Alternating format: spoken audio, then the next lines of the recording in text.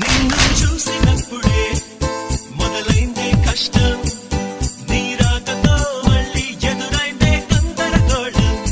నిన్ను చూసినప్పుడే మొదలైందే కష్టం, నీ రాకతో మళ్ళీ ఎదురైందే గందరగోళం.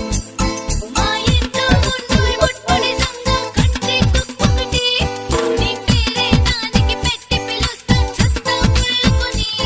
నువ్వు గుమ్మం ముందు గుమ్మడికాయకి అక్కలే ఉన్నావు, పుష్టిగా ఉన్న దిష్టికి తప్ప ఎందుకు పనికొస్తావు?